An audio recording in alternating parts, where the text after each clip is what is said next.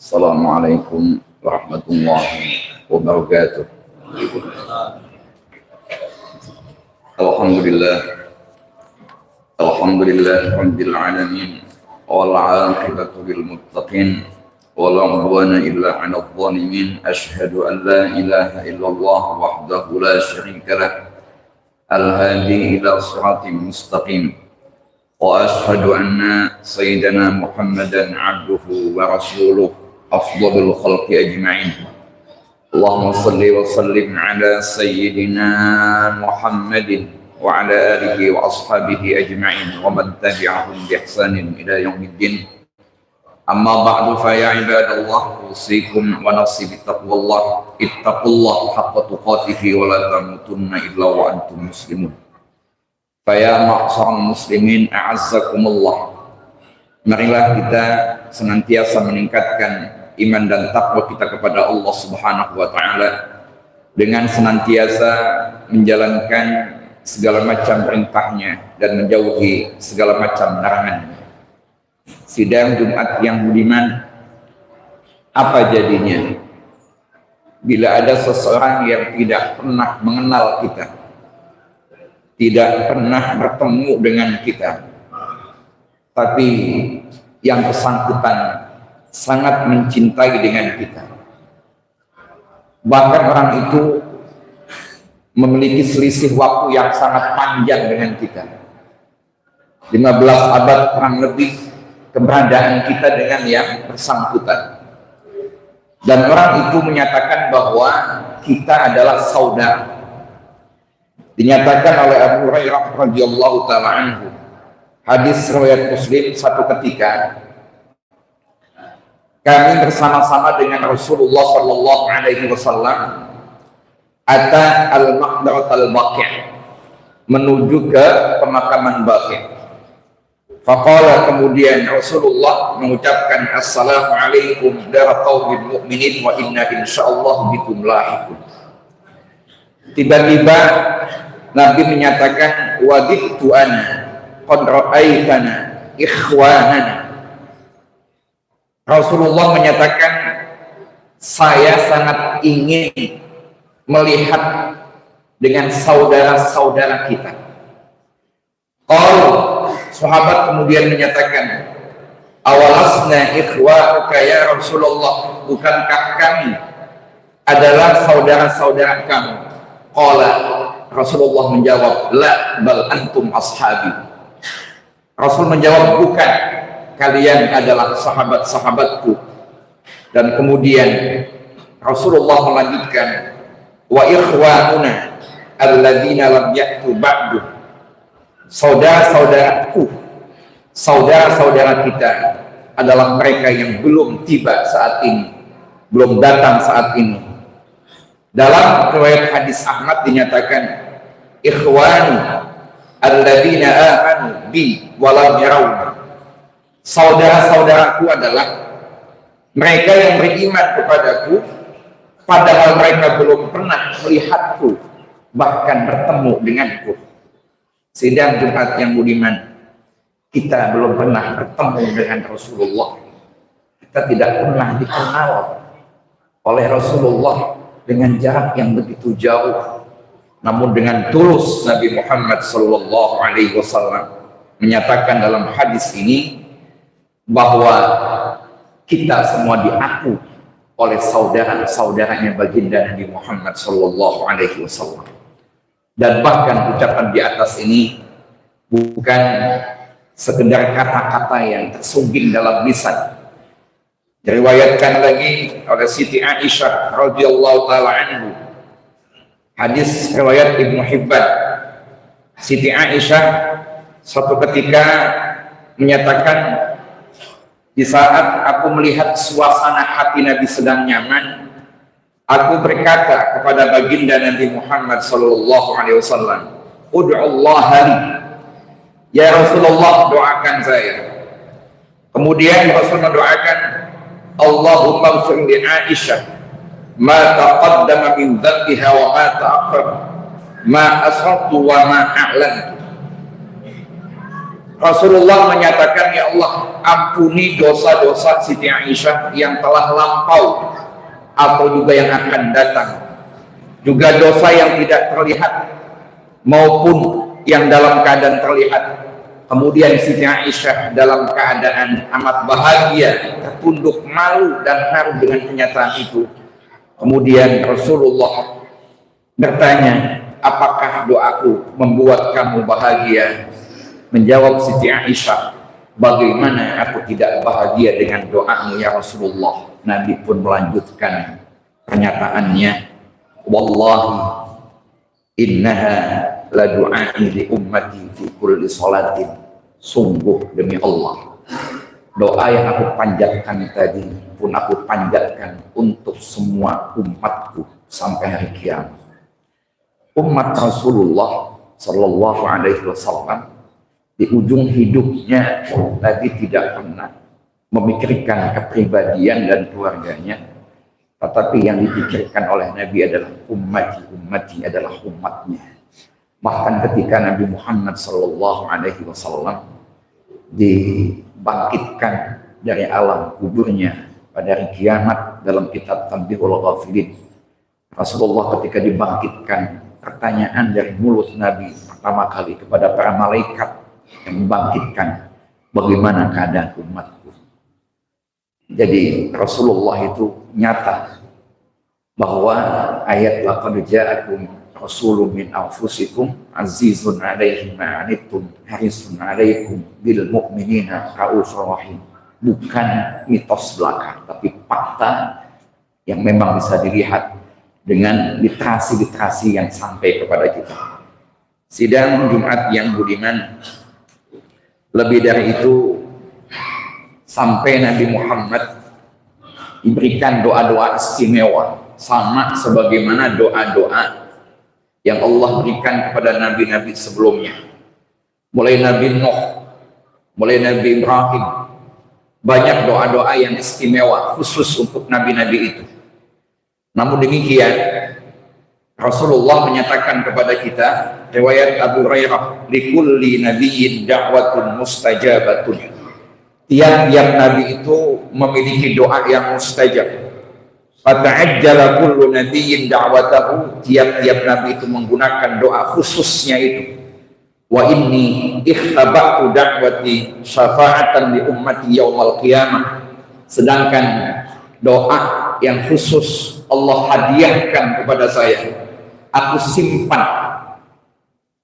simpan doa itu sebagai syafaat untuk kepentingan kebahagiaan umatku kelak pada hari kiamat. Rasul kemudian melanjutkan, fadiyana ilatun insyaallah mamatan min ummati la yusriku billahi syai'an. Artinya apa? Bahwa setiap umatku yang wafat dalam keadaan tidak musyrik walaupun dosanya besar, insyaallah akan mendapatkan syafaatku nanti insyaallah. Sidang Jumat yang budiman, beda dengan kita. Kalau kita diberikan doa khusus, pasti akan kita gunakan untuk kepentingan khusus kita, untuk kepentingan pribadi kita, kepentingan keluarga kita, dan lain sebagainya. Tapi Rasulullah sama sekali tidak menggunakan fasilitas khusus itu, beliau gunakan untuk umatnya. Sidang Jumat yang budiman, oleh karena itu maka kemudian ada satu ayat yang cukup mengagetkan kita, bahwa ternyata kita mesti untuk mengutamakan Nabi dibandingkan diri kita pribadi. Allah menyatakan, an-nabiyyu aula bil mu'minina min anfusihim wa azwajuhu ummahatuhum. Nabi itu lebih utama bagi orang mukmin dibandingkan dengan diri mereka sendiri. Dan istri-istri Nabi adalah ibu-ibu kita selaku orang mukmin. Maka semua istri Nabi yang 9 ketika beliau wafat, tidak ada satupun yang menikah sepeninggal Nabi. Walaupun Siti Aisyah berusia kurang lebih 18 tahun. Lebih dari itu, kalau kita lebih mencintai anak kita, mencintai ayah kita, mencintai manusia lain, bahkan mencintai diri kita pribadi, melebihi cinta kita kepada Nabi, Rasulullah dengan tegas menyatakan hal itu bisa jadi indikasi tentang lemahnya iman kita, sebab Rasulullah bersabda, la yu'minu ahadukum hatta akuna habba ilaihi min waladihi wa waladihi wan nasi ajma'in. Artinya adalah tidak beriman dengan totalitas, tidak beriman dengan sepenuhnya salah seorang di antara kalian sampai saya, kata Nabi, sampai aku lebih dicintai daripada anaknya, orang tuanya, dan seluruh manusia. Sedang umat yang budiman, cinta itu menurut para ulama ada dua. Ada ala tariqatil manhajiyah, ada ala tariqatil atfiyah. Tariqatil atfiyah adalah mencintai dengan perasaan. Maka kita mengadakan maulid Nabi, mengagungkan Nabi dengan syair-syair dan madah fana kepada Rasulullah, merupakan ekspresi cinta kita secara hati, secara perasaan. Tapi rasanya tidak lengkap kalau kita tidak berpijak kepada metode cinta yang berbentuk manhajiyah, berbentuk metodologis. Artinya kita mengikuti Nabi dengan langkah adab dan akhlaknya.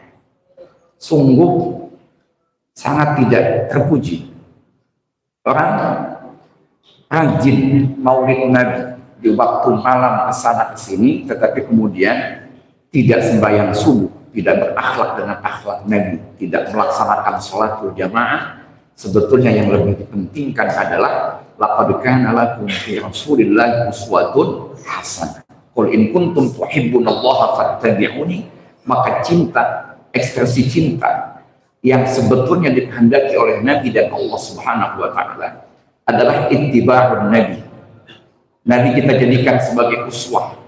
Itu bentuk cinta yang luar biasa. Namun demikian, tidak bisa kita abaikan pula tariqah manhajiyah atau juga atfiyah, dua-duanya bagus. Sebab itu menggelorakan semangat cinta kita kepada baginda Nabi Muhammad SAW. Sidang umat yang budiman, oleh karena itu maka setidaknya ada 5 yang dituntut untuk kita selaku umat Muhammad SAW sebagai ekspresi bentuk indikasi cinta kita kepada yang bersangkutan, bukan hanya sekedar diucapkan, dilantunkan, dan kemudian dirayakan setiap tahunnya tanpa makna yang lebih mendalam, tanpa ada penghayatan, tanpa ada peningkatan amaliyah. Setidaknya ada 5. Pertama adalah sebagai barometer kita, sebagai monitoring, evaluating kegiatan maulid Nabi, maka setidaknya landasan adalah 5 ini. Pertama adalah menteladani akhlaknya Rasulullah SAW. Semakin kita tahu, semakin tambah akhlak kita untuk menteladani akhlak dan adabnya Rasulullah, mulai sabar, jujur, rendah hati, penuh kasih sayang. Itulah kemudian yang sangat diharapkan oleh baginda Nabi Muhammad SAW. Satu ketika ada orang datang kepada Sayyidina Ali menanyakan bagaimana akhlaknya Nabi. Dia tanya, hal ta'riful iddah, apakah Anda bisa menghitung? Dia jawab, na'am, saya bisa menghitung. Kemudian Sayyidina Ali balik bertanya lagi, uddali mata'ud dunya, hitung untuk saya kenikmatan, kesenangan hidup di alam dunia. Apa jawabnya? Mata'ul hayat di dunia la tu'addu. Kenikmatan dunia tidak bisa dihitung. Apa jawab Sayyidina Ali? Ajizza, kamu tidak mampu menghitung limpahan nikmat dunia. Wa qad syahidallahu ta'ala, Allah membuktikan, menyaksikan dalam Al-Quran, kul mata'ud dunya qalil. Katakan oleh kamu, hai Muhammad, limpahan nikmat dunia adalah kecil, sedikit. Lakin qala Allah ta'ala an khuluqin Nabi, tentang akhlak Nabi adalah azimun, kama qala ta'ala wa innaka la'ala khuluqin azim. Oleh karena itu maka kemudian akhlak Nabi, qala ba'dul ulama, adalah mukjizat. Kita mengambil 10%, 15%-nya sudah sungguh sangat luar biasa.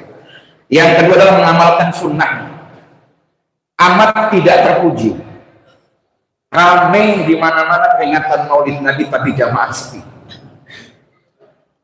Rasanya kurang begitu pas oleh kita kita makhluk qiyam ya Nabi salam alaika, tetapi kemudian kita tidak pernah untuk melaksanakan sunnah Nabi, baik yang kecil qabliyah ba'diyah atau juga dalam bentuk sholat-sholat qiyamul lail. Itu luar biasa. Mahal qiyam sholawat atas Nabi, luar biasa. Yang ketiga adalah membaca, memahami sirat nabawiyah, sejarah Nabi untuk bisa kita ikuti, kita teladani di semua aspek kehidupannya. Yang keempat adalah memperbanyak sholawat kepada baginda Nabi Muhammad Sallallahu Alaihi Wasallam. Sebab ini, kalau Allah mencontohkan, memerintahkan kepada Nabi Adam untuk memerintahkan kepada malaikat untuk sujud kepada Adam, Allah tidak mencontohkan usjudu li Adam, saja illa iblis. Tapi Allah kaitan merintahkan salawat, Allah dulu yang memulai. Innallaha wa malaikatahu, dilanjutkan karena malaikatnya, dan kita diperintahkan oleh Allah dalam Quran, ya ayyuhalladzina amanu shallu alaihi wa sallimu taslima. Yang kelima adalah berkomitmen untuk menjalankan ajaran Islam yang dibawa oleh baginda Nabi Muhammad sallallahu alaihi wasallam. Semoga dengan khutbah yang singkat ini, momentum Rabiul Awal ini mereformasi gairah semangat kecintaan kita kepada Nabi, mendorong kita untuk lebih meningkatkan ibadah, meniru akhlak dan adabnya Rasulullah Sallallahu Alaihi Wasallam, kemudian mengevaluasi akhlak kita, apakah betul dengan akhlaknya Nabi, bukan semata-mata Anda rajin ikut maulid Nabi atau tidak. Yang lebih penting adalah sejauh mana akhlak sunnah Nabi, ajarannya kita benamkan, kita tanamkan, kita bumikan dalam kehidupan kita, termasuk kita tanamkan dalam hati kita yang paling dalam. A'udzubillahi minasyaitonir rajim. Bismillahirrahmanirrahim. Qul in kuntum tuhibbunallaha fattabi'uni yuhibbukumullah wa yaghfir lakum dzunubakum wallahu ghafurur rahim. Aqulu qawli hadza وأستغفر الله العظيم لي ولكم ولسائر المسلمين والمسلمات والمؤمنين والمؤمنات فاستغفروه إنه هو الغفور الرحيم. اللهم صل على سيدنا محمد وعلى آل سيدنا محمد.